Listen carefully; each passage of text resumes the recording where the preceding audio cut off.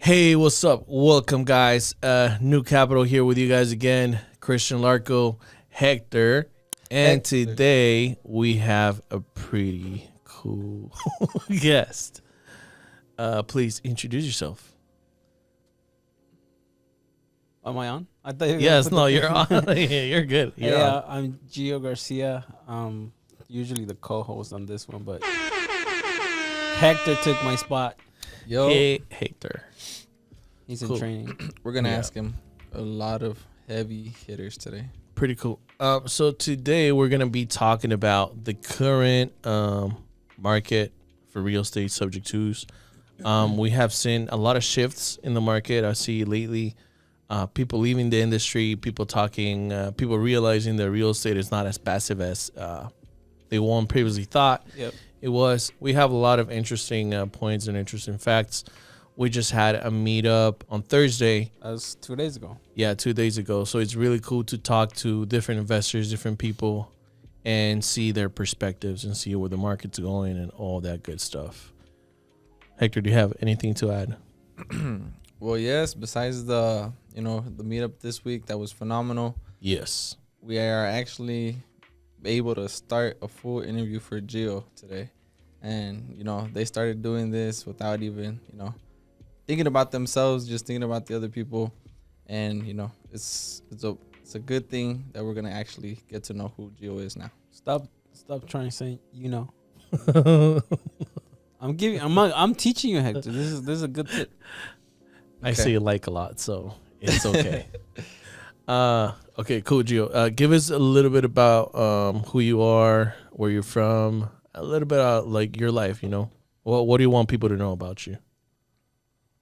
Nothing. Nothing. Yeah, I knew you were gonna say that. No, I was born in California, Long Beach, but the government says no. Fucking government. There's another issue for. Yeah. So that's a interesting fact that technically I'm a citizen of no country, according to the government. Two Jesus. governments. According to two governments, I'm a citizen of no country. So, that's a cool fact about me. Have you watched that movie, Which one? The Terminal? Yeah. So you're like that guy. Not necessarily, because that guy he couldn't get out of the airport because his country was at war Yeah. or something like The that. coup. It was a coup. Yeah, something So like yeah. that. So yeah, so I was born in let's speak facts. I was born in Long Beach, in a house. That's part of the reason why I can't really prove where I was born, because it was a house. There was no medical record, stuff like that. I was there for 10 years until I remember I was in 4th grade. I started 4th grade. Mm-hmm. And then around, I think it was July, August. Yeah. My mom and dad were living, and my sisters were living in Mexico, so we moved to Mexico. Well, they took me. It's not like we moved. So they took me to Mexico, and I did school. I did 4th, 5th, 6th, 7th, 8th, 9th, 10th, 11th grade in Mexico. So you could say Spanish is my first language. And Yeah. then I came here for college because I wanted to be a robotics engineer. Yeah. In my head, it was like, oh, it's better to go to the USA because there's more technology over there. Education might be better. And it's not. It's really not, but Yeah, so it wasn't like education as in what can you call it? You went to school and yeah. I don't know how to explain it. Just the intensity, like the challenge, like to make it challenging or whatever. So I was 14 when I got here to the U.S. And so when I was 12, so 2 years before I got here to the U.S., I was looking at algebra, geometry, and all this other stuff. And it's stuff that I got to see again when I was about to graduate or my junior level. early starting, right? Yeah. And there was a lot of people that didn't get it. I was like, wow. Like I was learning this like 4 years ago. Yeah. No, me too. Same thing. I was really good at algebra. Mm-hmm. Could do that. So we used to do competitions in my math class, Yeah. and I was one of the fastest ones to solve algebra questions. Algebra problems. Yeah. Equations. You know what an equation is, Hector? Of course. Okay, just checking. So basically, but to be fair, we were in private school over there. Yeah. I'm pretty sure you were too. Same. Here we were in public. Yeah. Could It be probably different. has to do with it. Yeah, so it was a big shift in education levels, I guess. Yeah. So we never tried private school, so could be different. We don't Yeah. know. Right. Anyway, so I came here to school to do senior year because it was gonna be an easier transition into university to college. Once I got here, I found out it was a mistake. 'Cause I wanted to go back so bad. I got here and like, yeah, this is not what I was thinking. And then my uncle convinced me to stay. He said like, just give it 1 month, give it 30 days. If you don't like it, I'll Go buy back. your ticket back. He said that. And then I was like, hey, pretty fair, right? So then school here starts later. Starts in, I think back then it started in September. Yeah. So in Mexico started in August. So I gave it a month. So September, I was like beginning of October. I was like, yep, gave it a month. Not gonna work. I'm out. So I called my previous school in Mexico and they said, nah, they're too far ahead for you. Like, you have to wait. Man. You have to wait for the other year. Like, hell no. I'm might as well stay here. I kind of got stuck here.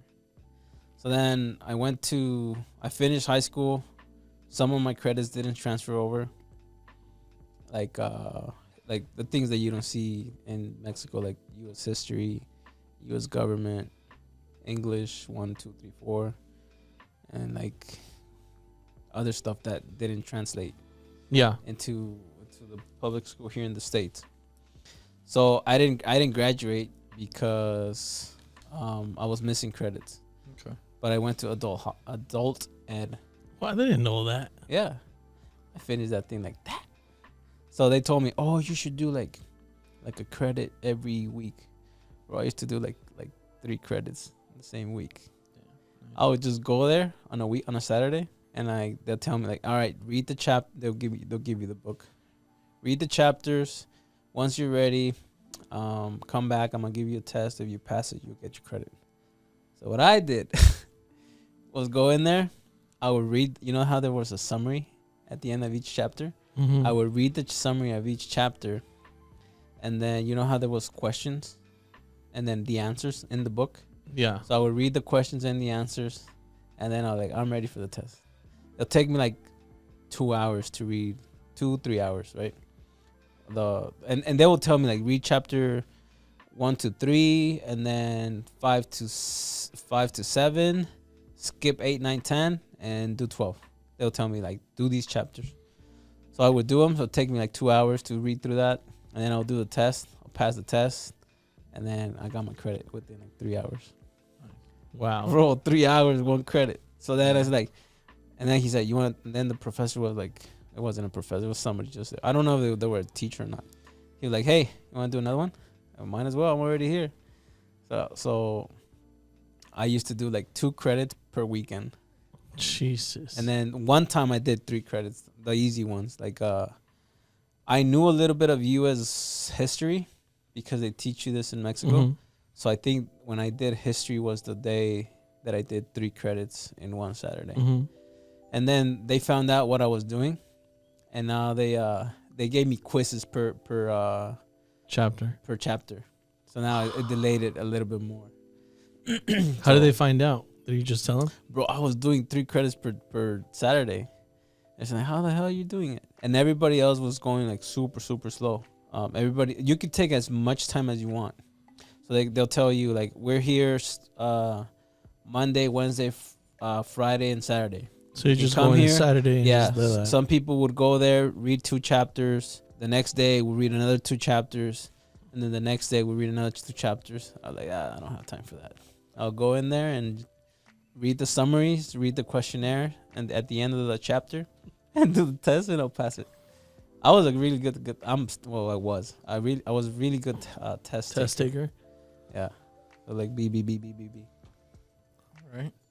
All right. Now speaking about something else, right?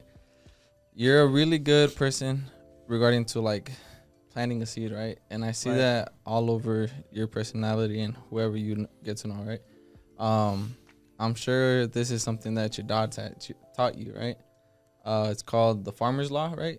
I don't know if you know the farmer's law is I where. do not know what it is. No, okay. So it's where supposedly you plant a good deed to be frugal later on in the future. Right.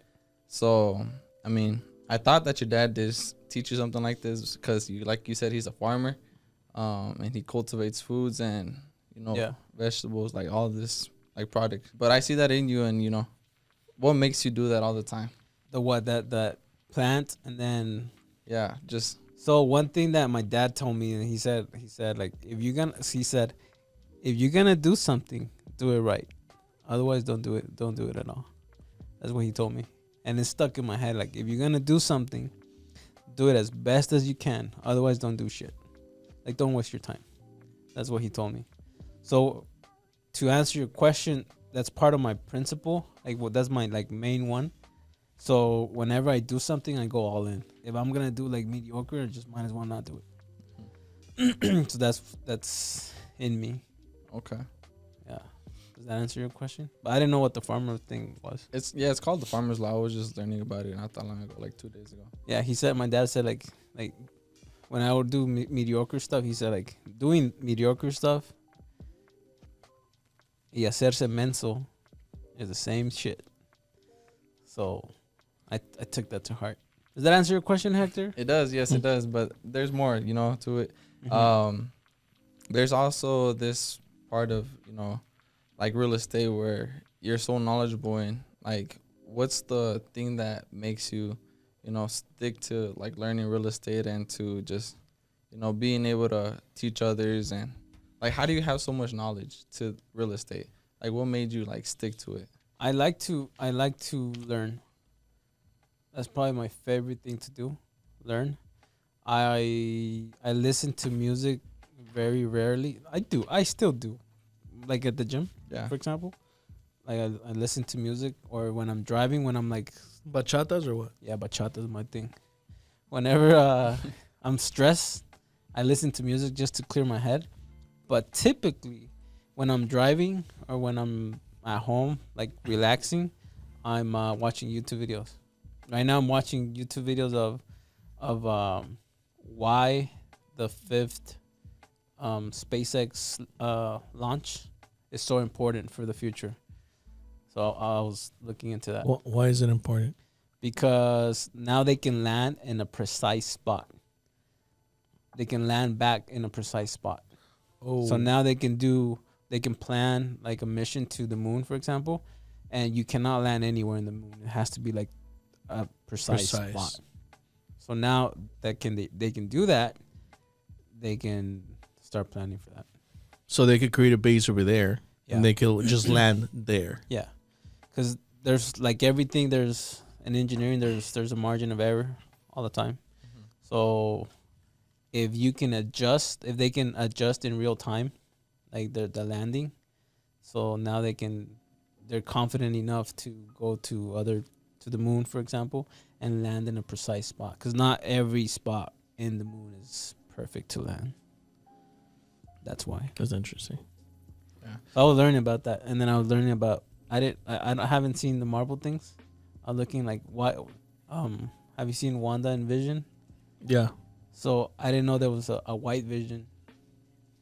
Yeah, you didn't know either. No, I Well, didn't know that. it just came up on my YouTube and like, why the white Vision was attacking the Hex Vision. I don't even know what a Hex Vision is. So I started getting into that. Going to So, the so rabbit once- hole. Yeah. So once the curiosity like gets in my mind, I try to like answer that. So that's why. That's why in your opinion, knowledgeable. I don't think I am, but I am. I know a little bit, but not a lot. Well, from what you showed me, it's you do it with like such ease where you don't even like have to think about it so long to be able to say what the issue is or like how to do this in real estate, right?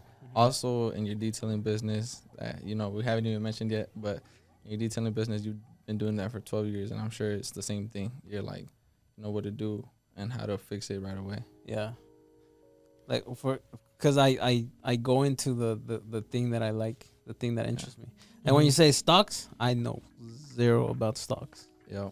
If you tell me I know a put and what's the other one?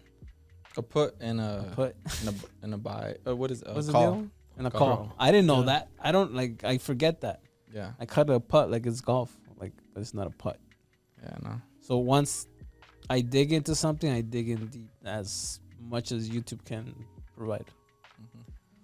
Or the mentorships that we buy. Yeah.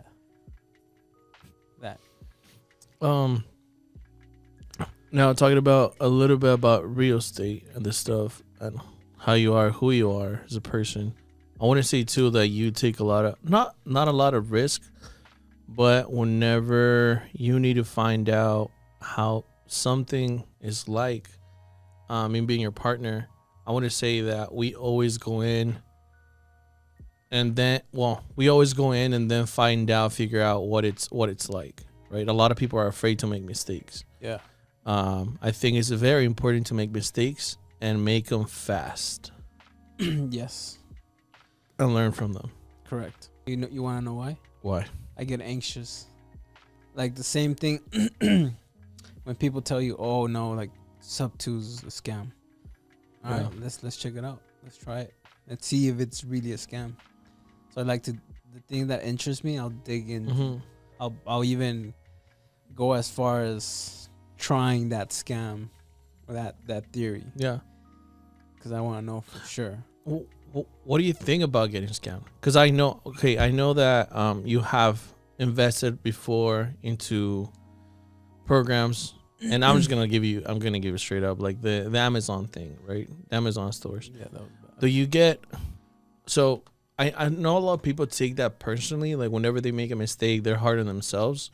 Do you find yourself being hard on yourself, or like hasn't gotten to a point where you're like, I'm gonna try that out, even if that money is at risk? I used to be where I was afraid of making a decision. That's another part of like me digging into a subject.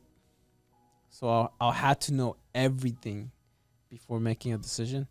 And I found out that it was like just kind of like a waste of time. I like, mine just try it. You're gonna find out regardless, and it's faster.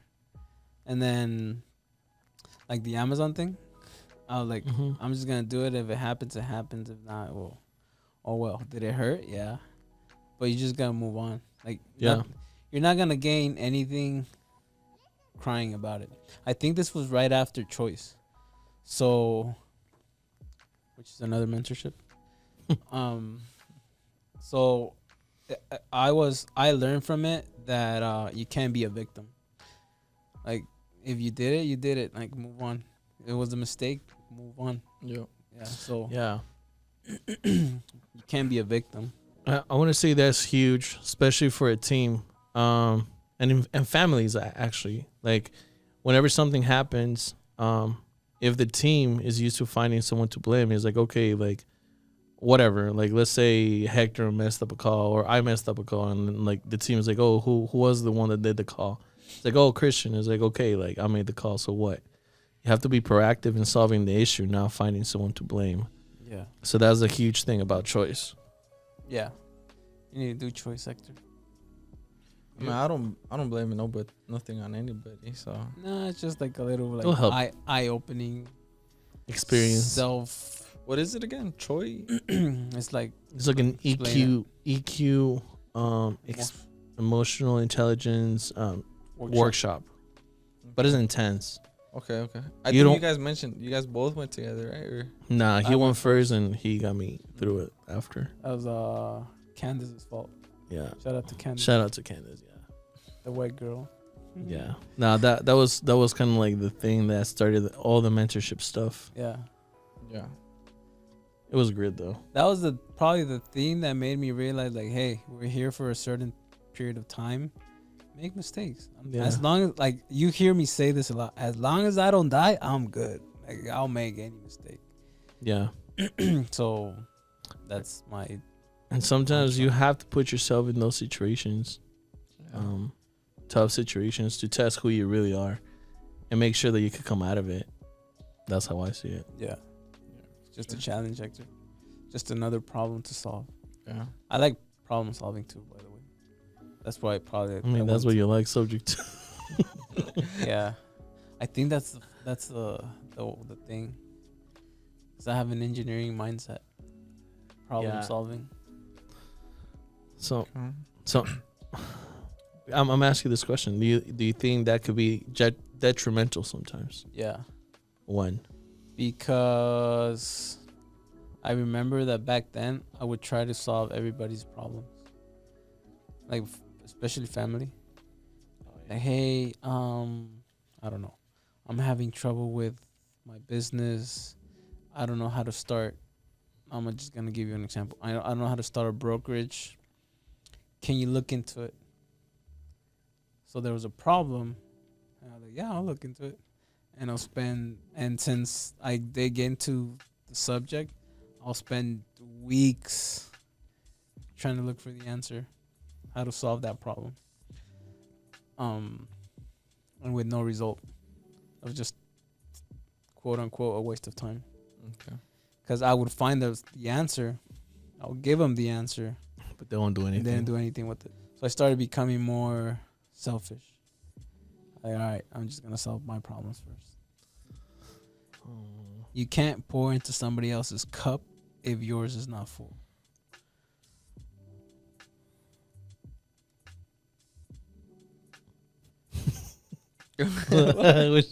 What, Hector? See something about that? I'm just kidding. No, it makes sense. And has it happened to you that? I mean, it happens a lot in our business too. I'm trying to take some of that. What would you call it? Some of that responsibility away, but it's hard. Gio has a lot of experience negotiating and just in real estate in general. Does it happen to you that sometimes a lot of people put a lot of responsibility on you, like family, business, and everything? Like you're the problem solver for like pretty much a lot of stuff around you. It used to be. It used to. Okay. Yes, but now that I've always been like a solo guy. Like I like to be alone. Mm-hmm. I'm comfortable being alone. Same. And like if you invite me to a party, I'm comfortable saying no. Like, yeah, I don't want to go. Mm-hmm. Like, I don't care. Like, I don't want to go. Oh, why you don't want to go? You don't want to socialize with them? Like, I just don't want to go because I'm comfortable being by myself. So doing that caused for even my own family not to invite me to stuff anymore, which I'm completely okay with it. Yeah. Because I can focus on what I like, which is learning about new stuff. So I started alienating myself Mm-hmm. from people surrounding me. So it was a good thing and a bad thing. So I had more time for myself, and I stopped solving other people's problems. Okay. So if you're not around them, you don't hear the issue, and you don't try to solve it. Okay. So it was a win-win in my situation. Okay. And I like being by myself. I'm comfortable. I'm comfortable being by myself. You don't need to be around people. I do not. Okay. I'm an introvert. I push myself to be an extrovert. It's That's like rough. a switch. Like, all right, it needs to be on. You switch it. And this is part of it. This is right here. Otra vez.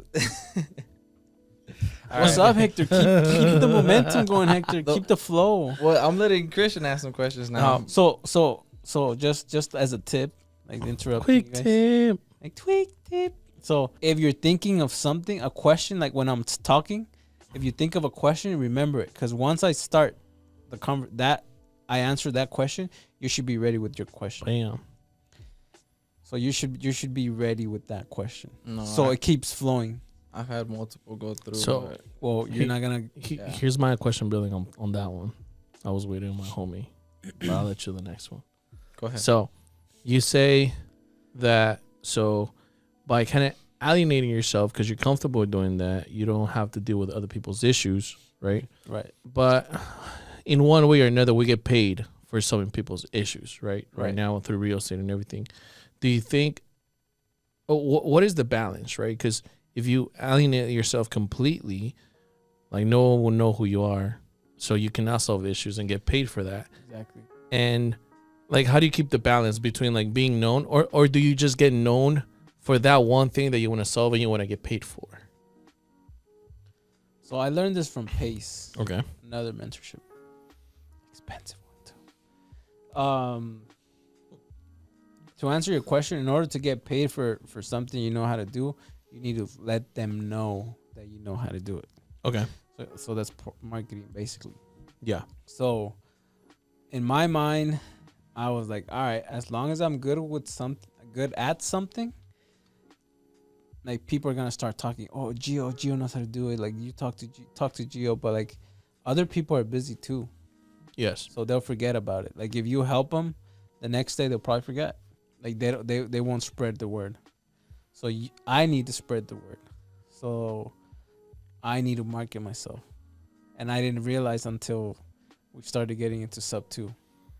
So Pace Morby is a great marketer.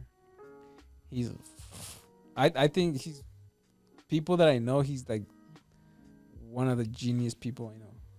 Yeah. He's probably like number 1, number 2. He's top 2 for sure. Alex Ramosi is number 1 now. Yeah, one of those. Yeah. They'll probably Top toggle 3. between. I'd probably go with Alex a little bit more just because of, but I don't know Alex personally. I know Pace. So somebody I know personally, Pace is probably is number 1. He knows his stuff. He studies a lot too. So it depends. Like how much money is enough money. Mm-hmm. Like I could, with my other business, I could not be doing anything. I could just be sitting in my bed doing nothing, like learning on YouTube All the time. Yeah, but I think problem solving is a problem for me. So I need to solve that problem. He just solve the problem of It's problem solving. Iteration of iteration of iteration. So to answer your question, it depends how much you want. Do you think it becomes down to being intentional about it? Yeah, you definitely need to be intentional. Because I know, I mean, we have meetups. Mm-hmm. So if you were to tell me this, like, oh, like I alienate myself from people, but then you have a meetup, it's like, oh, wait, so which one is it? Like, you're having a meetup to meet people, to meet new people, but at the same time, you're telling me that it's good to alienate so you don't have to deal with other people's issues. So, like, which one? Like I said, a little bit of both. Okay. Do you want to solve other people's issues? Real estate issues so I could get paid. Yeah, exactly. Yeah. So you're doing it for a cause, which is money, right?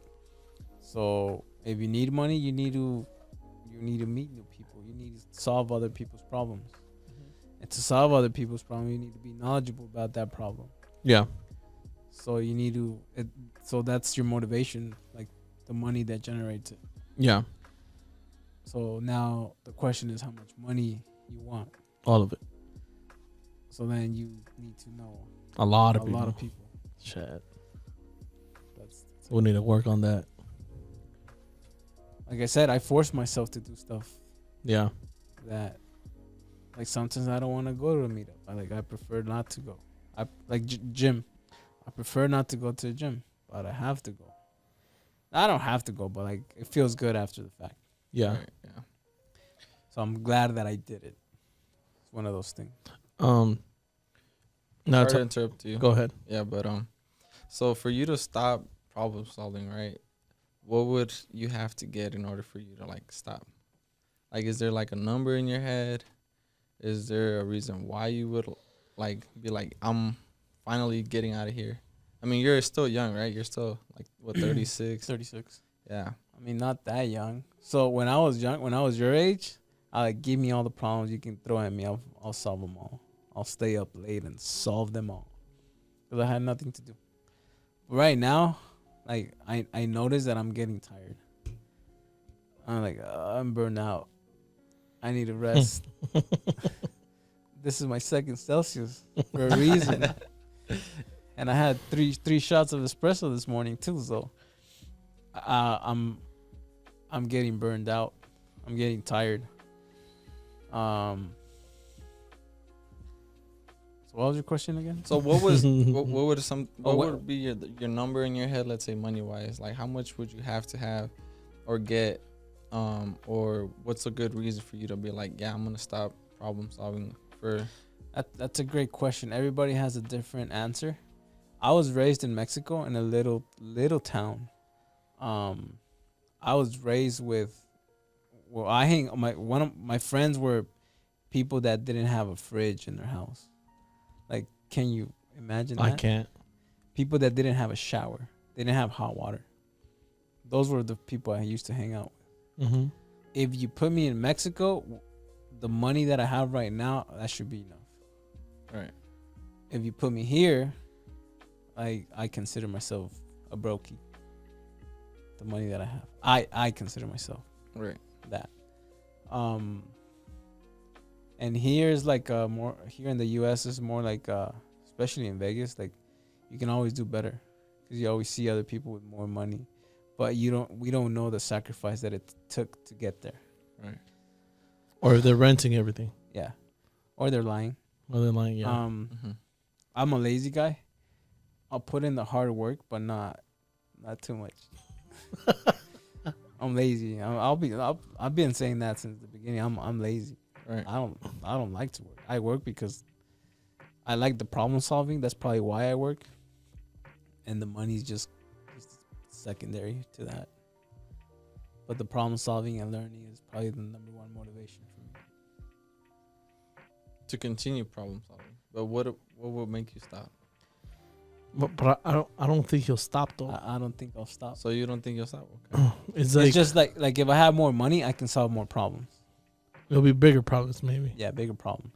It's like Now- a sickness. Like now I can help you, for example. Like you don't. Here's a clear example. I'm letting you borrow a car. Right. If I didn't have the money, would I be able to solve your problem? No. No. There it is. Yeah.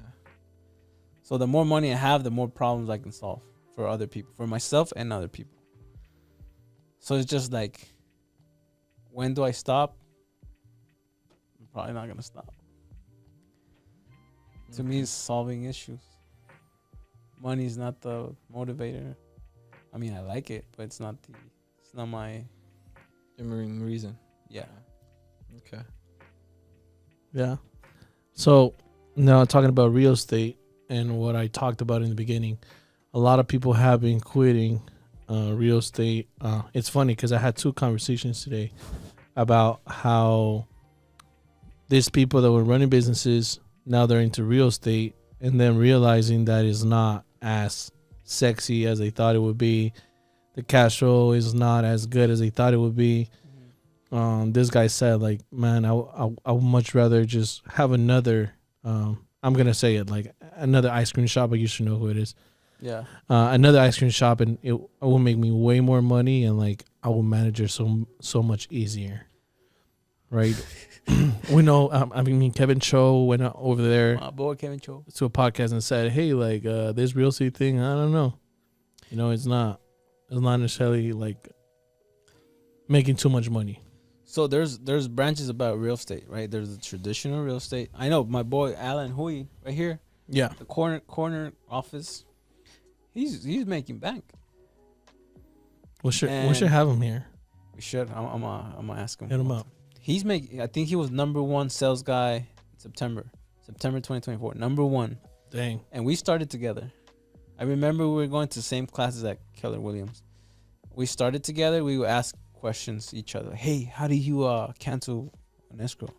Like, well, I do this, and they like, well, I do it this way. So we will share information. Right now, he's selling $1 million houses. Nice. I see that he has like under contract every other day, $1 million houses. The other day when we were here, Mm-hmm. you overheard him that the buyer was looking for a $3 million house. Yeah. I was Yeah. like, wait, what? That's him. So the commission on that is what, like $30K if it's 1%. Yeah. What is it? Do the math. Yeah, it's 1%, 30K. So For his 3 commission was like, assuming it's a 3%, it's like 90. 90,000. Jesus. So it depends. But I don't know why I picked the most difficult one in Vegas, which is creative finance. Yeah. Right. Which it shouldn't be a focus. It should be a tool. So, Hear it out. I think that our business should focus on helping buyers and sellers.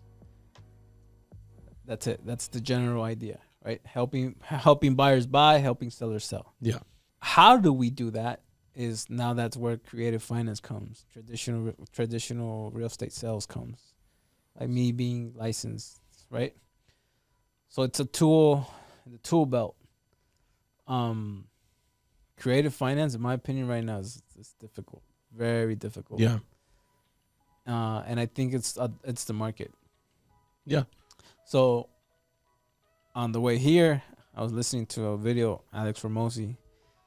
He was saying, all you have to do to succeed is just hang on for 6 months, because the majority of people cannot keep a project going for more than 6 months, because they're always jumping around, and I'm We've been hanging on for a while now. So what's? I've been doing that. Yeah. I've been jumping around. Hey, let's do TC now. Hey, let's do wraps. Hey, let's do mobile homes. Hey, no, let's go back to traditional Cleaning. Oh yeah, I did that too. Hey, I'm gonna put a cleaning business, and Hormozy said, I heard that he was speaking to me like, you're jumping into different projects. Once it gets hard, you should be sticking with the one that's doing the most money for you, which in my case is auto detailing, because I've been doing it for 12 years. I think one is the market. The market is not great for creative finance. And two, it was like a novelty. That's how you say it? Novelty? Novelty, yeah. Like the novelty. shiny engine. Yeah. Shiny. Back when object syndrome. when it was starting, which was what, like 3 years ago? Yeah. When we started. Everybody wanted to jump in. We would spend a month analyzing a deal to make one it work. deal. Right. One. Like a month for one deal. Mm-hmm. We would force it. Why? Because we're like, oh, we want to get our first one. And that was the closest one to a lead, to a creative finance. So it was, I think it was like, it was so new that we wanted to be the first. Oh, I did one. Mm-hmm. But now that Kool-Aid is running off, like people are paying attention now to what it really matters, which is cash flow or equity. Which in creative sometimes you have cash flow, but like with creative, equity is almost non-existent. Yeah. So, and there's other stuff to add to that too. Like, and I would say when you start off, I mean, no one really, I mean, we try to tell everyone how it is, but not everyone tells you how it actually is, right? Right. So going into it, I remember we were trying to find subject two for us, I believe. And then we realized it was expensive. So we were like, why don't we just wholesale this suckers, you know? So then we did that. And then we're like, well, why don't we wholesale too? Because we're already finding creative deals. Mm-hmm. And then we went back to like traditional real estate too, like, cause you know, we needed more volume of deals. And, so to me, it's one of those things where like, if you don't do it and people are not telling you what it's like, then you wouldn't know. So especially with subject twos, I think they're great if you want to purchase a property and keep it for yourself. Yeah. Even as a rap, I'm still like, yeah, it's good. It makes sense, but they're really freaking hard to find. And in Vegas, they'll be hard to make them work. Like we have one, but we have two. We have two, but we have partners in them. And I mean, the cash flow is good, but once you take into account the loans and all this stuff we had to do to really pull them through, they're okay. Yeah. There's also risks, right? If you were to assign a subject to, and the buyer ended up defaulting on the payments, which a lot of people are doing, you have to step in. Or if you're not gonna step in, like I mean, someone's gonna get mad. Someone's gonna end up like taking the L there. Yep. Right. So that's one of the things that is not talked about too much. And I've talked to a few people, a few guys, like pretty much outside of the state, that outside of Vegas, that have good operations going, and a lot of them either do not do a lot of subject twos, or if they're gonna do subject twos, is for them to keep it. What do you think about that? Like, just do you think? I don't want to blame anyone because, like I said, victim mentality, right? Do you think people should be more transparent about what it is, what it's like, or do you think the goal, like for example, marketing being known, like should take precedence before like really being transparent out of the whole thing? It's because like it's a perspective. Perspective? Base. Yeah. So for us, it's been hard. Mm-hmm. But if you ask somebody in Texas, hey, is creative finance doing good for you? Probably they'll say yes. Like it's freaking awesome. So in Mhm. our market, I think it's hard. Yeah, It's not as easy as the marketing out there shows. makes it seem. Yeah. But I think it's the market, and I think I like to blame it on ourselves too. Yeah. If you tell me how much I blame it on us, it's like 60%. Mm-hmm. Why? Because you're distracted too, and I'm distracted, and this fool distracts us as well. So it's a lot of distractions. Yeah. Yesterday we were doing a Zoom, and I was distracted twice. And I specifically told them, I'm going to be busy from this time to this time, and I still got distracted. It just happens. People don't listen. And what do you do there? You just can't do anything. You can't do anything. You just have to Keep on going. Yeah. So if I think it's our fault, yeah, it's our fault, but it's also 40% of the market. The market is not great.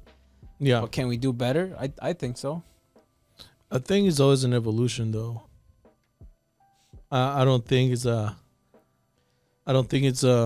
just get anxious, and I just like, if we're gonna do it, like my dad said, like if you're gonna do something, do it right. Otherwise, don't do anything. But for example, I could tell you in Vegas. I'm this specifically talking about Vegas. The houses that a rap is going to work with, they just have too much equity. Right. That's gonna be like probably 99% of the houses. But I'll tell you something. Mm-hmm. Let's say a house has 100K equity, Yeah. and the seller, 100% of the time, the seller wants all the equity out. Yeah. How much do we push that seller to convince them to take 40K now, 60K later? I can tell you I don't push them that hard. It's not in my nature to push them that hard because there's no motivator. But if I probably like set that goal, like I'm gonna have this seller take 40K and 60 later, I can probably do it.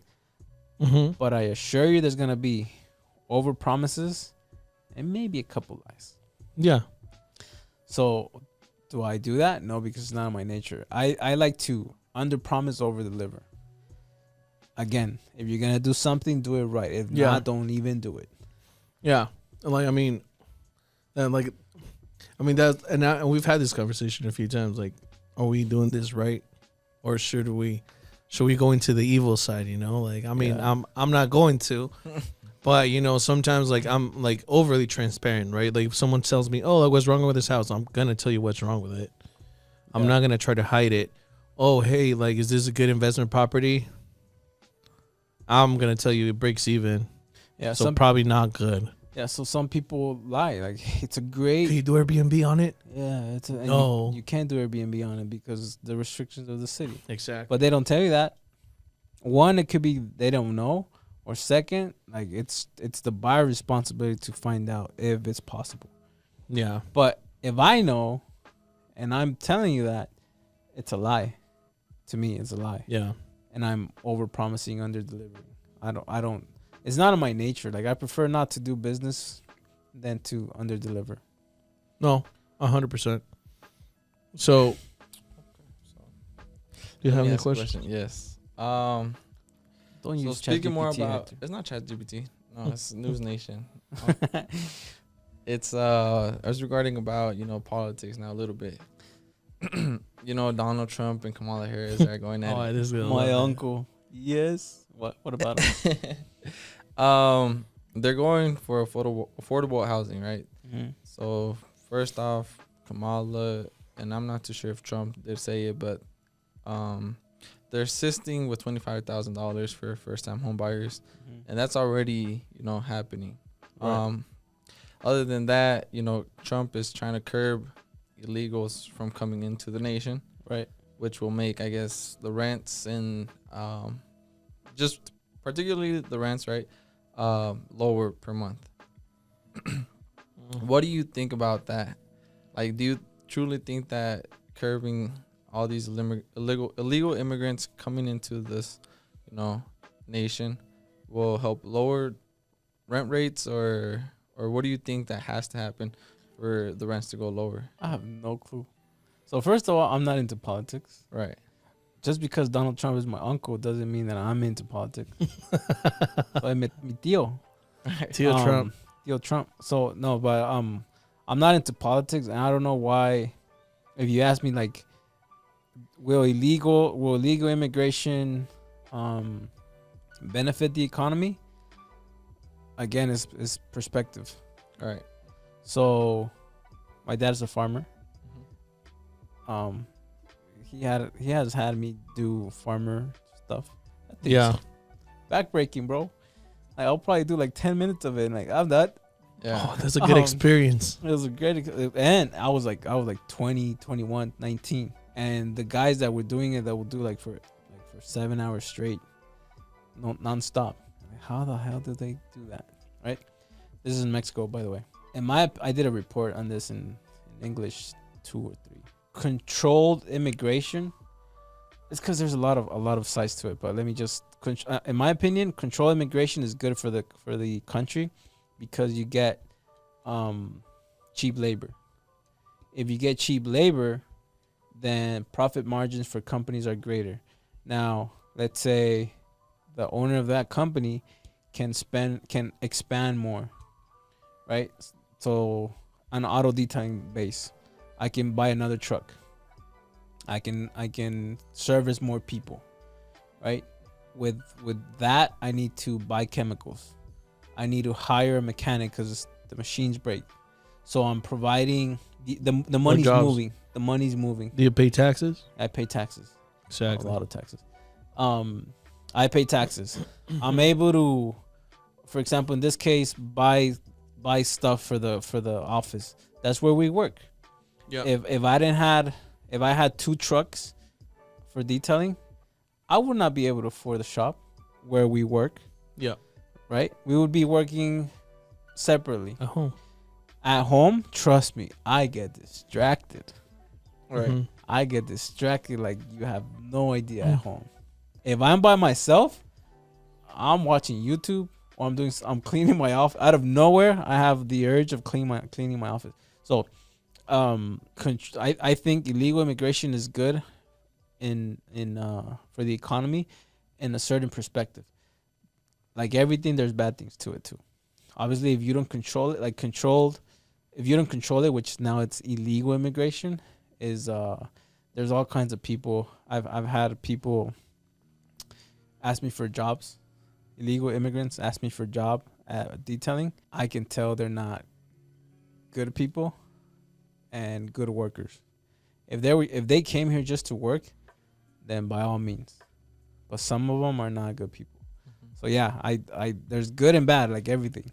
So I don't know how that affects the housing, but I can tell you, like the economy, like money moving, it helps and it doesn't help too either. Too doesn't help. It helps and it doesn't help. So I'm neutral. So like whatever they want to do, I'm gonna keep grinding. Yeah. So I don't know much about politics. I don't know how it affects it. So this is going on to the next question, right? So that's why I asked this first question, because it leads on to subject 2s now. So now that, we're acquiring property subject 2s, and we find somebody who's willing to pay for that property, and then in the next 4 years, let's say the rents go down, the rates go down, like what's going to happen to those buyers that are stuck with, these higher interest rates? Or like, they're actually looking to get a loan now for themselves, not having to have it under somebody else's name. Like, would that create conflict, or what would happen in that situation? I don't understand your question, but I think you're asking, like, would they be stuck in it? That's what you're asking? In that high high Right. rate. Yeah, high rate basically. Well, high rate like 4%, 3%. I don't think we're gonna see anything below 4.5% in our lifetime. What do you think? I don't think so. I don't think that's gonna happen anymore. Okay. So Yeah. we're acquiring sub twos. We have a 2.75. We have what? What was Cassidy? 4.5. Cassidy's like That was that was an investment Five. one too. 5.5, 4.99. To me, though, those are good interest rates. They are good, I don't yes. think they're gonna drop to twos in the twos, threes anymore. Me, that's personally. Yeah. But let's say it happens. They're free. There's their house. When we wrap it, it's their house. They can do what they can sell it if they want. They can refinance it if they qualify. Okay. So they can do whatever they want. They can burn it if they want, but they still owe me that money that they promised to pay me. Okay. Because I owe that money to somebody else. Right. Yeah. Going back into the politics, even though I don't like to get into it too much, so I get a little bit annoyed about politics because I think either side, like the housing shortage is huge, right? So 25K on Kamala's side, that's not gonna do anything really. And then Where? Trump, Depends where. I mean, where do people want to live? The major cities. Right. But like if, Oh. if you compare Vegas, if you compare where is it that you have your other house? North Carolina. North Carolina. Like But I mean, people want to live in Charlotte. Charlotte's the same ass price as the people Vegas. you know want to live in Charlotte. Yeah. Everybody wants to live. It's Yeah, about perspective. I know, Like I know But people still. that want to live in Pahrump. Like who the hell wants to live in Pahrump? bro. Shout out to I my mean, yeah. Yeah. dad. But even then, how much is per rump? It's getting up there. yeah, it's getting up there. Yeah, the same thing. Like, okay, how much is Miami? Expensive. How much is Tampa? Yeah. Like, you're still facing like where people want to live is going to be expensive. The majority of places. I don't Which think people. You want to live there? no. But, okay, here it is. Question: how many people live in Oklahoma? I don't know. Not a lot. Ricardo's over there. Yeah, but not a lot. Yeah, but he's still My point flipping is- a lot. When you talk about 25K is going to make a difference, to the majority of people that it's going to make a difference to is not really going to help them out. Because people want to live in nice cities, which is not going to do nothing. Which people though? The majority of people. Ask my dad. Ask him where he does want to live. He doesn't want to live in the city. Bro, but that's your dad. Exactly. So it depends which people. So where do the majority of people live? The city. How? Okay, now we could go in percentages and ask that. Like, Do you know why? no. But what I'm saying is like, if you're gonna propose a solution to a problem, it needs to apply to the majority of people. Right. If it's gonna make a difference, the same thing as Trump saying, "I'm gonna close the borders," and that should help rent prices. It's How? that's what I'm saying. It just doesn't make sense. Right. So to me, for example, I could tell you Nevada has 78,000. Like they're short, but 78,000 housing units. That means we will need to build 78,000 apartments, studios, or whatever to pretty much even out to the market, to what the market wants. Okay. Right. So what I'm saying is like how they pose the problem. It has nothing to do what reality is. Yeah, that's why I don't get into politics. There's always like Yeah. So that was my stupid thing. solutions. Yeah, like there should be something better off. It's a bad question to ask in a podcast. Just so you know. I was just going about the rents and Yeah. affordability. And why you bring my Theo Trump My into Theo this? Trump. Yeah. So my point is just like that would like if you're gonna propose something, it needs to make fucking sense. To me, like politics, like is mostly about manipulating people and just making them believe that you're gonna help them out. I think it's about power, Yeah, that too. favors. Like, how many favors can you do to somebody so they can owe you a favor? Yeah. Talking about housing, being affordable and everything. We do some mobile home stuff nowadays. What do you think about mobile homes in general? They're still expensive. I know. Everything is expensive now though. I don't know about affordability. Like I can't answer that question because it's perspective based again. Like affordable to who? Majority of people. Well, the for So there- I'll well, always that's- go. I don't know what the majority of people is. Majority of people like One is blowing up so over here. so when I think about like affordability, right? I think about okay, cool. So if rents all of a sudden went up to $5,000 per month, who will be able to afford that? Nobody. Well, Not me. not a lot of people. Exactly. So it'll kill like 95% of the market, right? So when I talk about affordability, it's like okay, if my homie Hector went out there to get a bedroom or a studio or a house, is it possible for a normal person or a person that's making $45,000 per month, $65,000 per month, would they be able to afford it? Would they be able to buy a house and just have a normal life? Okay, so I'm That's getting what a you. normal life is. Let me get you a percentage, right? So, I learned this quite a while ago, but I just wanted to make sure that I was accurate. So in 2023, there was a survey conducted by Payroll who highlighted that the 78% of Americans live paycheck to paycheck. And that's a 6% increase from the year of 2022. So that means I'm sure that this year it might, be similar to the 6%, but Even worse. or probably worse, right? So this is where I'm going to the affordability, right? So people don't have money like that. They don't have money in their savings. They don't have money for the next week or Right. 2 weeks or even like 3 months after, right? For them to be okay. This is here in the U.S., right? This isn't here in the U.S. Okay. Yes. Now me giving you this percentage, right? Basically 80% of Americans are living paycheck to paycheck. I don't really think that, from my perspective, I think that's going to be really difficult for people to keep buying a house later on in the future, right? 100%. Yeah. Okay. So my best suggestion, what would be your best suggestions for people to actually be able to buy a house? Oh, that's a good one. There's Go to Oklahoma. There's that. There's cause and effect. Oh man. I was in business in 2020, 2021, 2022. I was making a lot of money because people had a lot of money, but people spend that money. So whose fault? And I go back to the victim mentality, right? Mhm. Mm-hmm. I'm pretty sure people are blaming the government or other people or the greedy corporations or stuff like that, right? Greedy Walmart investors. Yeah. So if you ask me why am I broke, if I was making bank in 2020, 2021, because I spend it like an idiot. I was going out to eat every day. I spent like a lot of money on Amazon stores. Why didn't I invest in that? And I know better. Right. It's my fault. If I'm broke, if I don't have money, it's my fault. Right. I'm not blaming it on somebody else. Like, I made the mistake.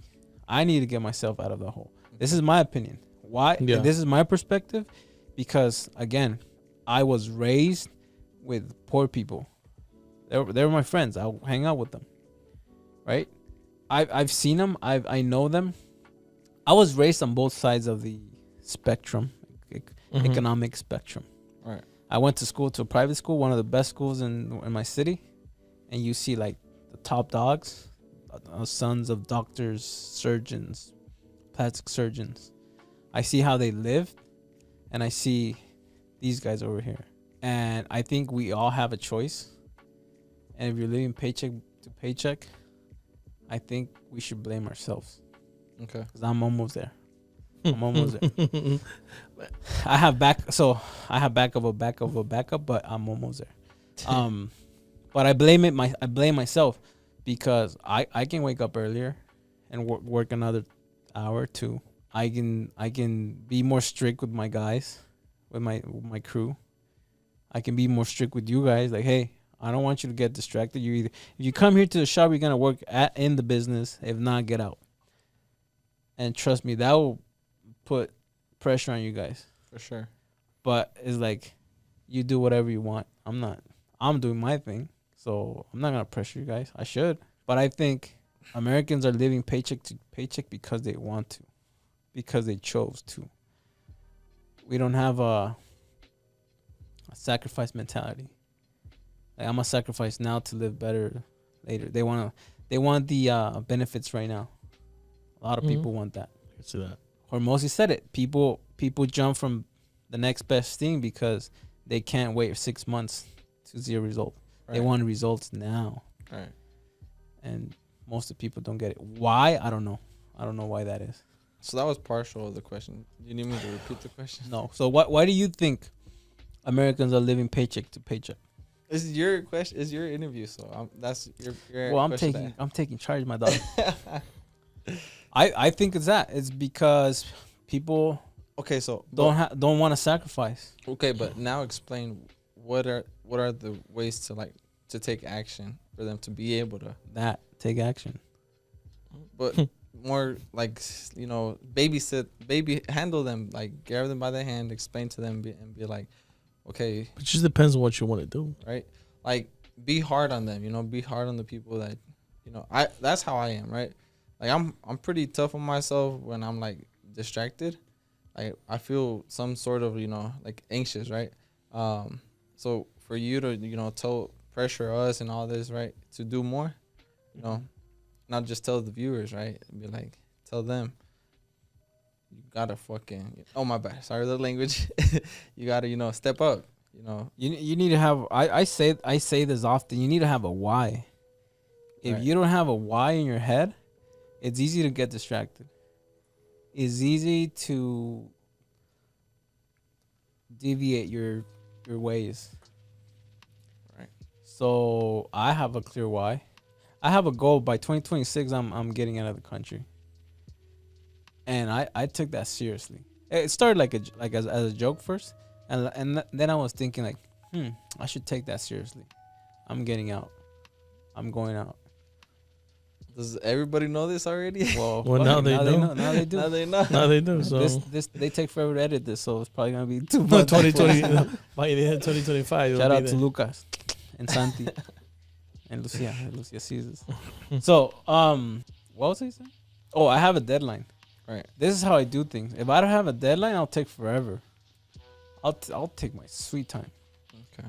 One of my assistants said, why don't you rest? And I told her because there's always things. There's something. There's always do. things to do. Always 100%. I can. If I stop my businesses, I probably have another year of things to do. I'll keep myself busy somehow. So now you gotta prioritize like which ones are important, which ones are not. But I deviated again. What was the question again? So how would you tell people to be able to buy a house? Have a why. Like, why are you doing this? Like, why is your life, if you don't like your life, why is your life like that? And before you answer that question, don't play a victim mentality. Okay. Because I can guarantee you that whatever your life is living, it's partially your fault. Your own fault. Mm. Sometimes All it of it. doesn't. All of it your fault. Sometimes there's external factors Yeah. that you can't control. Like health is the main one, honestly. Yeah. Yeah. Yeah, but like, I'm pretty sure, like I said, some of it is probably if you have health issues, probably half of it It's is gonna be your fault. Mm-hmm. The way you eat, do you exercise, do you drink water, do you stop drinking Celsius? I need to get sponsored by Celsius. I know. Stuff like that. Like I think some stuff is partially our fault, and we just need to take responsibility for it. Yeah. I also think of it that way. Whenever like any issue does happen or anything, like I kind of don't believe accidents happen, right? Like I take everything that I do and that I mess up personally. I'm not gonna tell it was your fault, it was their fault, it was whoever's else's fault, but because I could have prevented it if I was more alert, I was more attentive to what I'm doing and to what I'm doing, right? So that's why if like the windshield, right? Like I'm not gonna be like, yeah, that was there already from your truck. Yeah. Like I was driving and I saw something, I heard it, but I couldn't see it from afar. It just went blink. you know. And Yeah. So what are you gonna do about it? That's the like it happened. It was not your fault. yeah, Like it was an accident. But It still you happened. you still have control of what you're gonna do about it. yeah, right. Are you gonna fix it for me, or are you just gonna leave it like that? You know? And now, based on your decision, I judge you. Like, I'm not gonna let this guy borrow the truck again. Because Right. if something else happens, you're not gonna do anything for me. And who's gonna be left with the bag? Me. You. Yeah. Do I really want another responsibility? No, No. because the truck could be in the garage, safe and sound, but I chose to let you borrow it. Right. Right. So whose fault is that? That the windshield's cracked now. It's mine too. If I don't address it. Yeah. I mean, still, if you, right? Yeah. So it's my fault. I'm not blaming you. Right. Like I take responsibility. Like Okay, I let see, you borrow. I see it. what you mean. Right. Yeah. I never So- thought of it like that. Yeah, it's like I said. Extreme it's, ownership. yeah, I've Okay. never read that book, but It's really good. I read like 3 pages of it. It's a really good book. Extreme ownership. Yeah, so I take Extreme? responsibility Extreme ownership. by Joko. What's his name? Yeah. So you know how people are like, well, like the government or like my mom, like, and bro, you're like a full grown man, like 43. My mom is like, bro, like there's no way. Don't blame Yeah. your mama or your daddy. You're 43. Yeah, so I've also heard of it as a bad thing to blame it on yourself. It's either Cool said that. it's either like you first you blame it onto somebody, second you blame it onto yourself, and third it's what was the third one? There was like the third one is like, wow, that's how life really is, you know, like it's I haven't heard of that one before. I'll try to find it right now. Look it up. Yeah. Yeah, but like I said, like I think we should blame ourselves of things that happen and things that don't happen as well. Mhm. Why I'm not rich by now? Why I'm not a millionaire by now? Because it's my lazy butt. Or you're acid rich. But cash flow poor. Acid rich, cash poor. Man, that have so many questions. About perspective. What Because about you handle a lot of things about perspective. So would you consider that people had it easier back in the day affording homes? Or does that even, I mean, it doesn't really matter Mhm. to what you're doing right now. Yeah. Mm, Oh, let me answer that. Yeah. Was it easier? Yes. Was it harder to make money? Yes. Now you have OnlyFans, Feet Finder. Tell me you have a computer that you can make money out of it. Yeah. Tell me it's not easier to make money these days either as well. It's harder to get money. Yeah. I mean, it's harder to buy a house, but it's easier to get money. It's just that your lazy ass doesn't want to do it. I think it depends. On what? It just depends on what I mean, I think it's easy to sell things nowadays because of the social media stuff. But it just also depends like what type of person you are and how do you want to go about it. Like if you don't have anything of value, So now you're blaming it on what type of personality you have. it's like you said it though. You said it. Yeah. We haven't pulled the trigger in some deals because what? We're ethical. We don't want to mess up like people, right? So But now if I had a product Mhm. and I think that product wasn't gonna deliver completely, Mhm. I would have put it out there.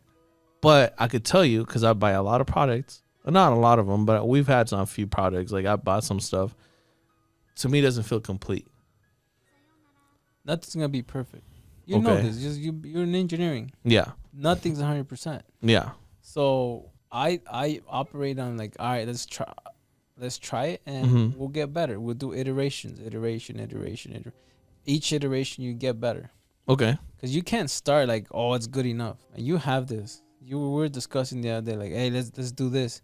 Oh, we have nothing to offer. Like you probably have nothing to offer. But it's Mhm. because why are you selling yourself short? I don't know, man. Like you know more than Hector, right? Yeah, In real estate sector. So would Hector want to learn from you? Would you want to learn from what he knows? Yeah. But he says that he has nothing to offer. That's his own mentality. Exactly. That's your perspective. Mhm. Yeah. Who are you comparing yourself to? That's the issue. I compare myself to the best. Who's the best? I don't know. Pace would be one of them. another guy that I look up to would be Kazonomics. Like the Traitor. best of the best. Like I don't compare. Like I and maybe that's the issue. Like I compare myself to the best. So how do you get to that? We're that making best. mistakes. I don't know. Exactly. So maybe that's a mistake that you're gonna have to learn from. Yeah. I take it as a like, hey, it's a mistake. It's not a mistake to me. It's just something I learned from. Mm-hmm. Now I'm experienced. Experience to me is like everything, because that's the best teacher. Yeah. All right, so I found it, right? So it goes as first is their fault, second is my fault, third is no one's fault. So what is this again? It's like, you know how we're extreme ownership, right? Mhm. We were talking about how we take all responsibility about our own actions. And I've listened to this quote before, but I'm not too sure if it's a good quote to follow or, you know, it seems like it is.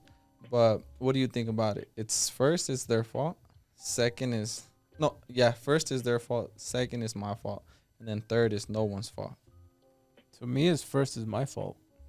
To me, like what did I did to cause that? What actions did I take for me to fall into that situation? To me, that's my Mhm. perspective. Everybody has different perspectives. My perspective is everything's my fault.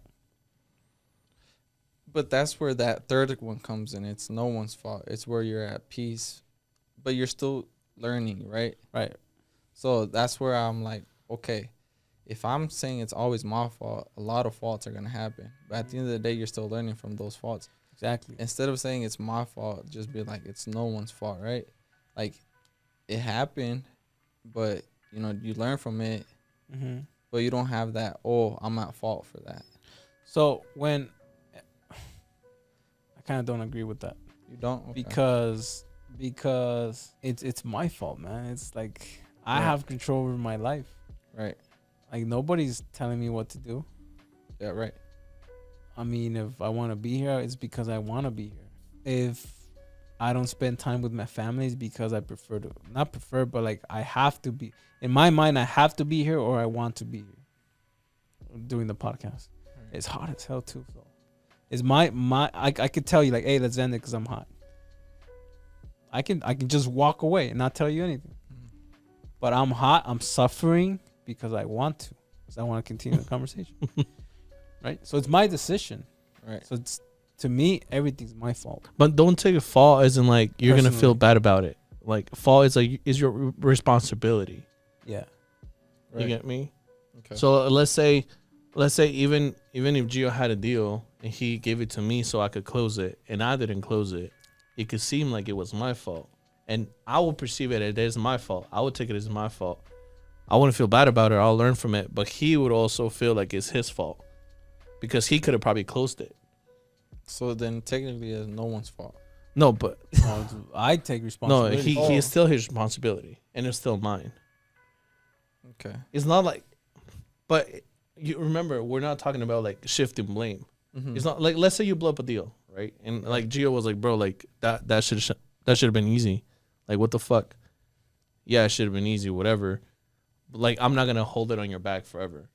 You get me? It's more like, okay, Just what Just for a happened? couple months. Yeah, we'll just clown on you a little bit. But like what happened? What did you learn from it? Why did that happen? And that's it. And he'll have a learning experience from that too. But it's not like whose fault is it? Like what the fuck? It's not like about that. It's more about, okay, like take ownership of that. And how could you make that better? Yes. Gio could have probably given you better instructions. Like, hey, don't talk about the mom because he gets pissed about that subject. But you go there and talk about the mom. Yeah, I see. Okay, now I'm with what he said. I see that you're taking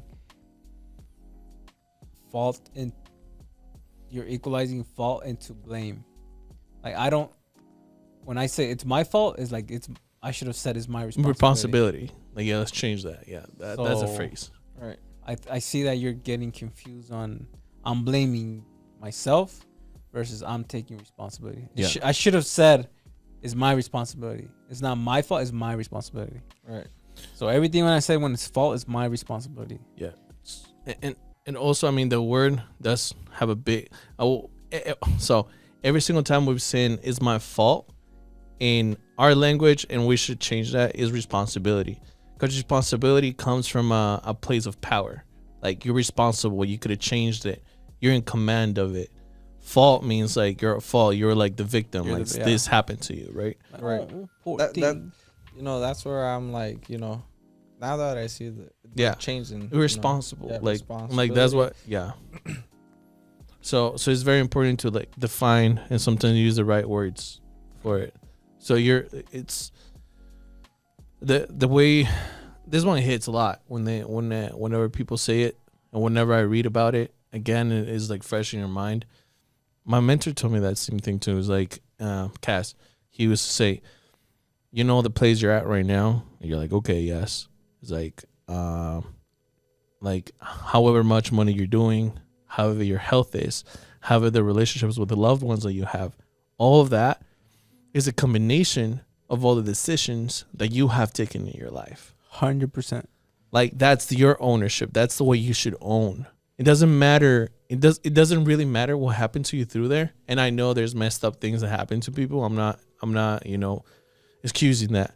But you do control how you react to all those things. So like the reason why today, like, let's say, oh, I'm broke. Let's say today, I'm not in my best health ever. Okay, is because of all the decisions that you've taken so far in 33 years of your life. Right. Todas las hot and spicy sector. Todos los hot and spices. That's why you fat, not fit. so no, but You it's start true. making me undress. Yeah, it's freaking hot in here. So yeah, like I had a realization that, like, for example, I was, it's a long story, but I was blaming not seeing my mom for how long? Like 12 weeks. Jesus Like Christ. 13 years now. Yeah. Right. Since 2011. Yeah, 13 years. So I always tell that story in a victim sense. But in those 13 years, I had the power to go see my mom. Right. I just chose not to. Right. Why? Because I think I had stuff to do here, and I would sacrifice my goals here versus going to see my mom. So now, because the sacrifice is so great, I'm not hugging my mom in 13 years. Now I have to make it count. Otherwise, I wasted 13 years. Right. What changed about that? Because I know now you're like you set a date, right? Like 2026. 2026, bro. At the beginning or the end? Beginning. Okay. So End of 2025. okay. So end of 2025, like, what changed after you're like, wait, this is enough. Like, I need to see my mom. Life is short. Yeah. You don't know what's gonna happen. Right. There's external factors that you can't control. Yeah. So I can control hugging my mom again. I can't control nuclear war, for example. I can't control that. Right? Yeah. What if that happens? So I'm in control. Now I'm taking responsibility. Like, hey, I haven't hugged my mom in 13 years. It's my fault. My responsibility. I chose not to. Right. Now let's fix that. So I'm getting better. I think my that face is getting there. Now, like I said in the beginning, I'm comfortable being by myself. Now I'm not so sure about that. If I'm comfortable being by myself. I know you're not, G. Yeah, so I feel like you're a really family attached guy where, like, you mentioned your nephew a lot. You have a really close connection with him. and that's probably the thing that changed Yeah. when he started living at the house. I think that was the Mm-hmm. like, oh shit. The trigger. Yeah. And maybe seeing how he grows. Because your parents get old quick, bro. Like just how like people like get older, like, and they're getting to that. How old is your mom? She's like 50 something, 58. Yeah, but like I want to see from 50 to 70. That's when people just age. Yeah. So it's my it was my nephew that came into my life that changed things for me. The other day I was looking at my nightstand. Mm-hmm. I taught my nephew how to play tic-tac-toe. Mm-hmm. You know what this fool did? he grabbed a screwdriver, and he was playing tic tac toe on my nightstand. I take care of my stuff. Like I like to take care of my stuff. Shoot. I was super pissed that day. Super pissed. I want to like slap him, right? Mm-hmm. But then 2-3 days after, I look at it and like,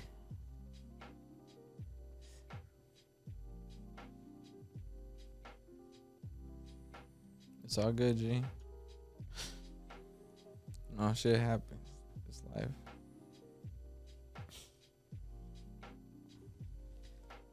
one second. Yeah, bro. It's tough. Life, you know, when family, you know, you don't see them as often. It's just hard. Yeah.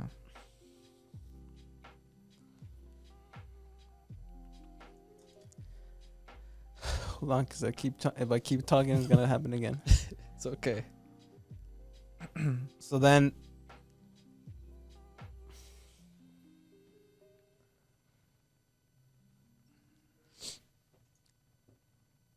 so when you see it, let me attempt it. So when I see it again, it's like this is not gonna happen again. Right.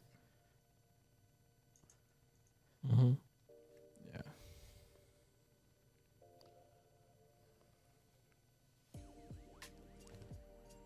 Because I think he was like 3 years old, or he was like 4, so he didn't know better, right? So like fuck it, tic tac toe on his own with the Yeah. screwdriver. So now you go back and you say like he's not gonna be 4 again. Mm-hmm.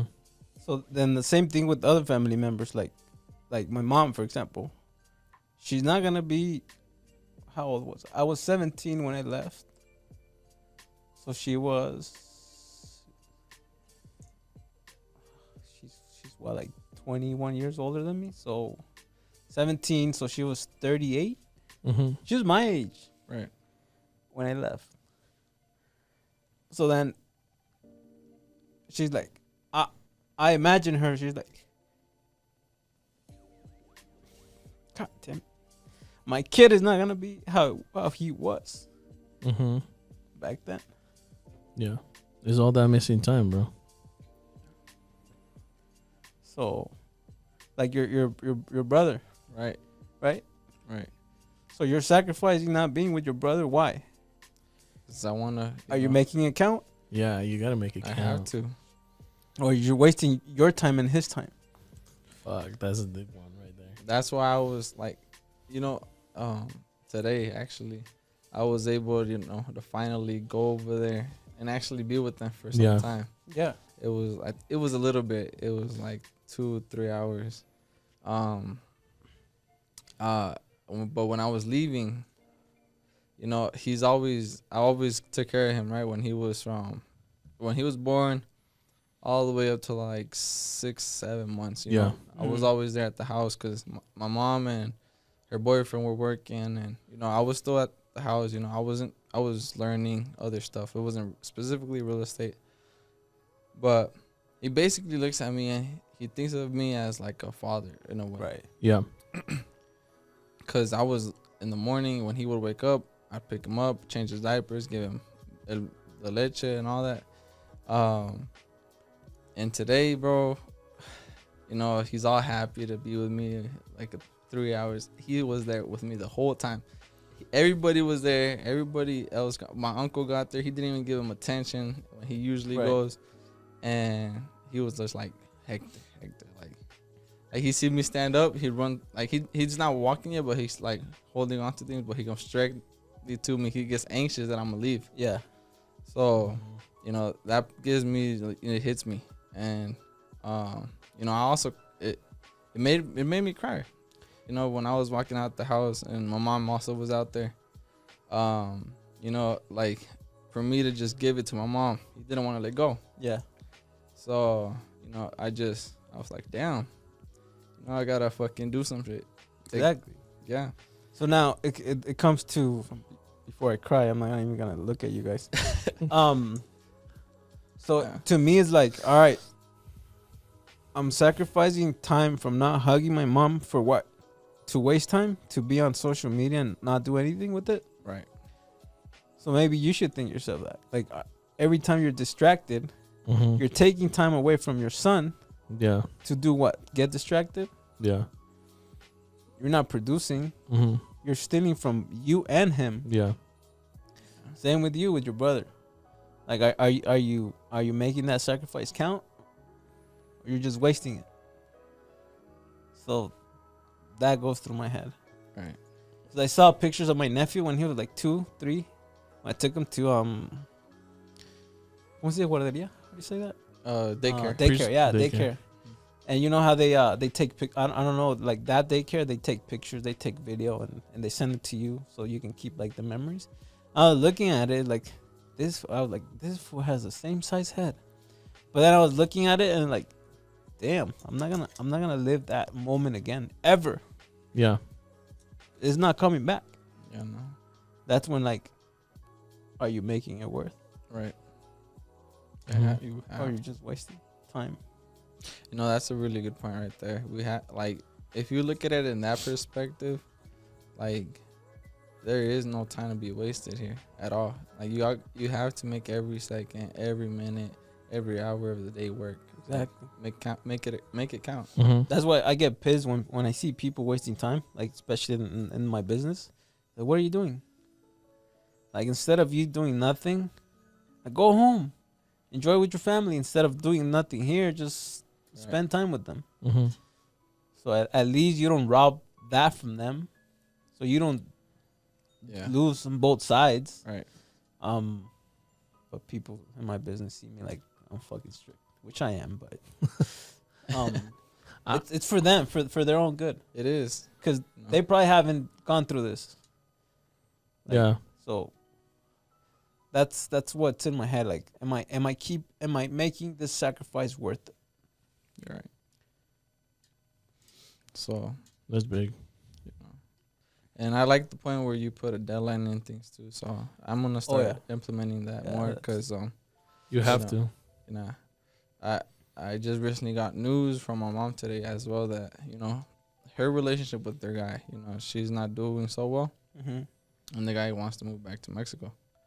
So she told me, you know, son, work, make it count. You know, not telling me make it count, but in basically, I'm taking it as, you know, I have to do something with this amount of time. Mm-hmm. Yeah.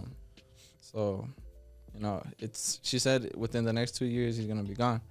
I'm like, okay, you know, I'm gonna have to make something. You know, either have my own property within the next year and be able to maintain both of them and do even more stuff. But, you know, now I have a set deadline. You know, Right.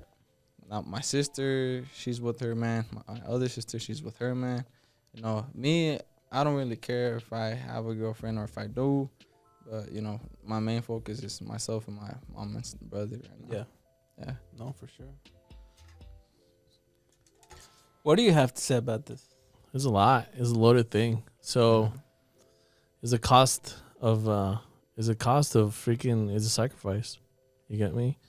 And I told you guys, The Last Dance is a documentary about Michael Jordan. Yeah, I haven't seen. I You seen need the to watch that first shit. episode only. You need to watch the whole thing. But it goes into like what it takes to be like a beast, essentially, right? So, but you have to sacrifice stuff. You have to sacrifice sometimes time with your family and everything, but like you have to make it count, like you mentioned. Yeah. No, and it sucks. And that's one of the things, like I've been watching that shit and like, okay, like how do the top performers act? Because you have to watch this stuff not for the entertainment purpose. Like, yeah, that's cool. It's a cool story, but like, I need, like, what is their character? How do they behave? Like, how do they act? Right? Mhm. So how does Michael Jordan act? How does Kobe Bryant act? How does Cristiano Ronaldo act? How do they act? They're not like out there chilling, you know, just, I mean, I'm pretty sure they have like their fun and everything, but when it's game time, like they're there, they show up every single time. They're not like messing around. Yeah. And they're there, like, for example, Michael Jordan, Kobe Bryant, even Cristiano, like, I mean, Cristiano Ronaldo he has the most goals in like a Champions League. I don't know if you know that. And Yeah. clutch time. Like, he's like Mr. Champions League, right? And it's funny because it's sports, but it translates to personality. Yeah. They're there when it matters. They're there to show up, and they don't care about taking the last shot and being responsible for that. So in part of that, I was like, okay, like I need to take more ownership on the fucking business itself, right? So before I would call you every single time, hey, I have a person like that wants to buy a house. Can you call them and close the deal? So that was cool, but like I think I mentioned last time, it's like, okay, cool, like I cannot make you responsible for everything. Like I need to take ownership on my side and start closing deals like completely on my end, so that way you are able to bring better deals and more deals to us. Right. So, and then it ties back to families, the same thing. Like I think about it all the time too. Is like I want to spend time with my family, but here I am building a business. Like, is there any way that I could do both in a way that makes sense? But in my head, I'm just like, no, like I have to go in, I have to do the business right now because the business needs me. And I mean, I have to sacrifice for now. You know, it's not gonna be forever. Yeah. But again, it's like one of those things that you constantly think about. But I've talked to other guys, and it's the same thing. As a guy, like you're gonna have that back and forth. Yeah. Like you go out there to fish and to try to do your, what do you call it? To try to do your best. To try to fish, or try to bring food to your back to your, like, you know, place of provide. You're out there trying to provide.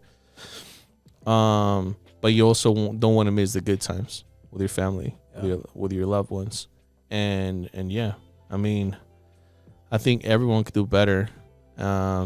Sometimes I get caught up, like especially on Facebook. There's a place where I find a lot of deals and I sell a lot of my deals, but it's easy to like open it up. You see one thing, then you see another thing, then you see another thing, and then you just start scrolling. Yeah. And the game over. Then you find yourself reading some article about a soccer thing, and then you're like, oh, this is interesting.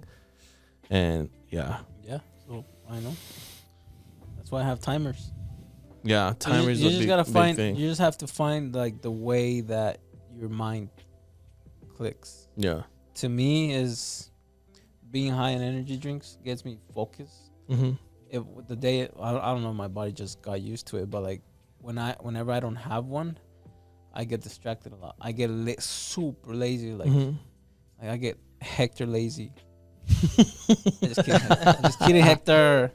No, but I get like, I go into chill mode. Yeah. I don't like that feeling.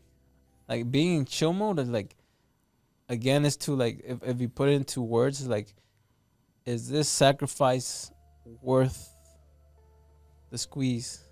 Is me not hugging my mom worth me being chilling? Yeah, that's like, it's just not worth it. Yep. To me, it's Mm-hmm. not. So here's to add one more thing to that, right? So like, I've been obsessed about like, okay, like, oh, these guys, crazy performers, right? Like, what makes them, right? So in a way, like your personality, right? You expect, in a way, excellence for the people that surround you, right? So at some point, I'm like, damn, like he was a little bit too hard on that person, or maybe a little bit too hard on that other person. I never thought you've been hard on me. Honestly, I like that, like the fucking, like, just, you know, that tough love or whatever. I like that. And that's what Michael Jordan, I don't know that. Well, you probably don't know it, but Michael Jordan used to do that to all his teammates. Yeah. He will fuck with them all the time in practice. He'll be like a pest to them, like push them, like whatever, like to light them up. Kobe too. Right? And so a lot of the teammates, they were like, do you think Michael was nice? And they would just laugh, like nice? I don't know. But that's a price, and like he talks about it. That's a price you got to pay to compete, to win. So I'm like, damn, like I'm super chill with people. A lot of people like me, which is awesome, is amazing, but that's also a fault of my character. I'm not expecting excellence from people. I'm letting them chill. I'm letting them be like, just whatever, because I don't want them to rub them the wrong way. And there's been I mean, we have a conversation. Some people are like, well, I don't think Gio likes me. Why? Oh, because he says something, or like the way he looks at me, or like, you know, I'm like, but now it makes sense, because it's like, okay, like he's a high performer. He expects that from people. Yeah. If you don't bring any value to me, to what do you call it? Like add to my goal, I feel like it's a waste of time. Yeah. So that's why, like, if I don't pay attention to you, like, I don't think you can provide to what I have to do. Yeah. In short. Yeah. So it's not like I don't like you. It's like I don't see no value in you. Yeah. So you should be grateful, Hector. I pay attention to you. Yeah, I am grateful, and I just gotta keep working. Yeah. Another thing you mentioned about tough love. One of our homies, David. You guys remember David, the one that was at the meetup? Which David? Is it David Water? Water? David Waters. Mr. Waters. Mr. Yeah, Water. Water. What do you say? I had a tough love conversation with this guy that day. What? I was telling him, hey man, you've been in this. I've seen you come here all the time, like, and I feel like you're a good person, and you want to keep growing, right? But I want to help you, right? If there's anything that you need help in, we're at the office. If you need help with like how to contact people or like what to say, what to look for in a deal, ask me. Show up to the office. We're there from Monday to Saturday sometimes, or even Sundays. But I was like, man, you just need to, prioritize what's right. And I was just trying to lead him into, opening his mind more, because he was telling me he was happy, right? And I was like, man, I mean, I don't know what happy means to you, but happiness is a whole, another level. It's perspective based, right? Well. I told him, it was perspective, right? Because his perspective, he said he was good, but in reality, I look at him and his body language and the things he's talking to me about. I feel like he knows he could do a lot more than what he is already. Yeah. But he's not choosing what. Like I mentioned to him about my relationship as well. I was like, look, my relationship that I was with, I was simply there because of lust. I was there just because I like to, have intimacy with the person, and that was just a full caliente, Hector. That was a distraction. Yeah, it was a distraction, and he had a similar relationship that he has going on. I'm like, look, man, from what you told me to what you have, you don't want what you have, and you have what you don't want. So just simply let go of what you don't want and focus on the things you do want, right? So, I told him, look, prioritize, make it a focus to, put in the effort in containing, getting a deal or something like that. And I was tough on him, but he's like, I appreciate it, man. Not a lot of people do that for me. Yeah.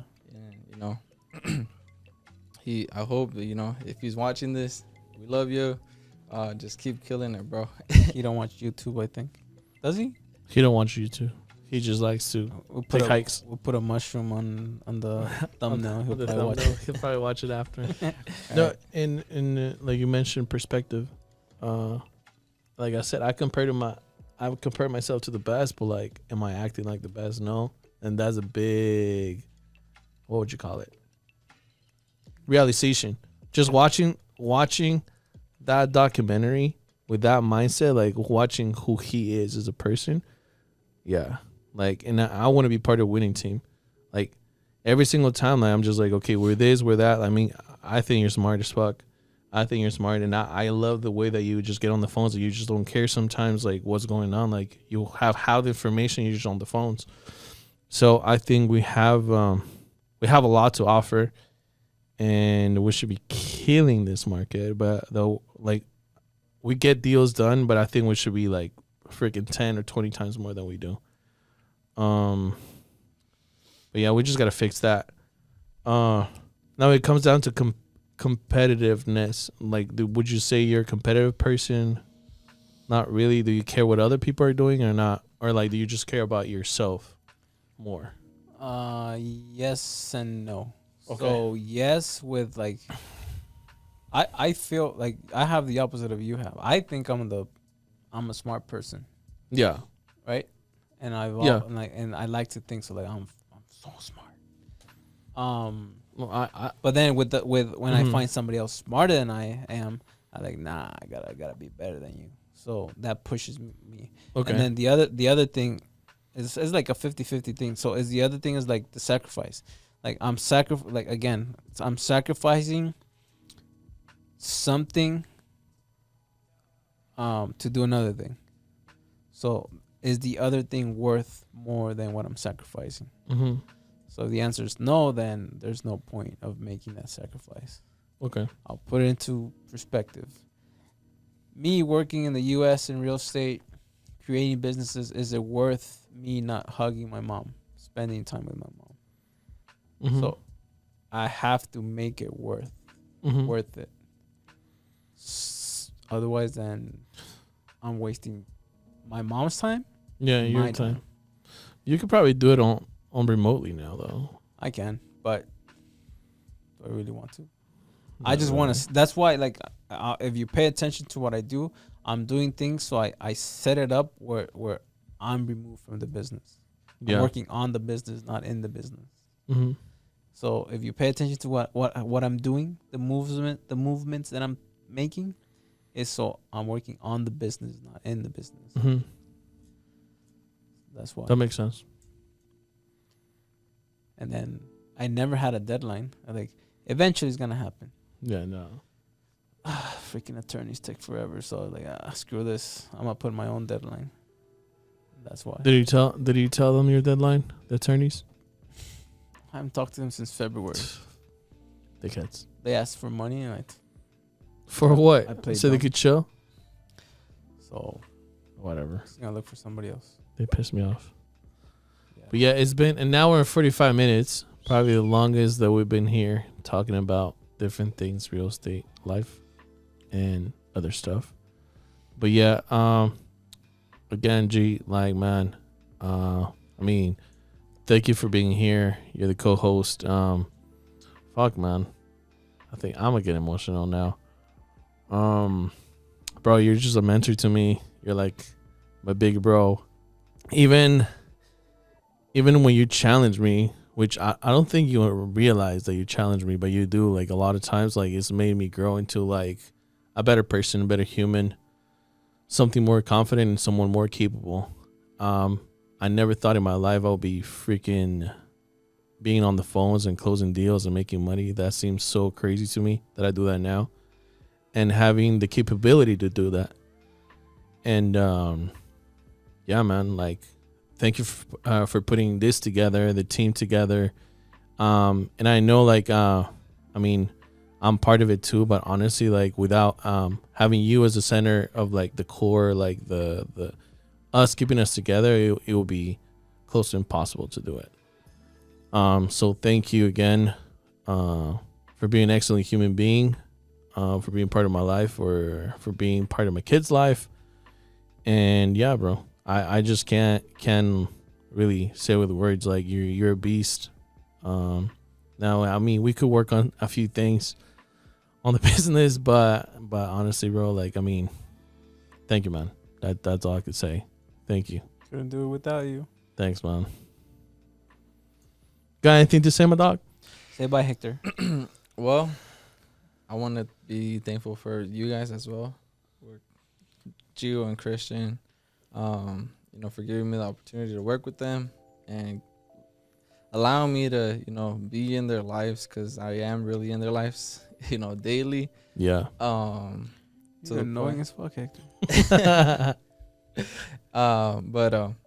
Yeah, I just want to, say that I'm grateful for that. And I just hope we just continue growing and, being the best version of ourselves. Yeah. Create some real money, like make some real money. And that's pretty much it. I want to say thank you for New Capital, for everybody here in New Capital. Let's grow, For the food provided. For the food is provided. With New Capital sponsoring. Sponsoring those meals. But yeah, guys, thank you so much for being with us. We'll be here next week. We'll probably be. Do you think you could get Alan for next one? I'm gonna be out of town. Oh shit! So- I'll get someone. I'll probably get someone in Spanish because I know a lot of people. So that the speak next one Spanish. I want to do, since we're gonna be in Boston, I want to do one with the 360 camera and the microphone. Okay. So We should have Claudio over there. You think Claudio yeah, will be down? Yeah, probably. I'll ask him. He'll be down. But yeah, thank you guys. Oh, this was a good one. But yeah, thank you guys. See you guys next week. Peace. Later. Bye. Peace.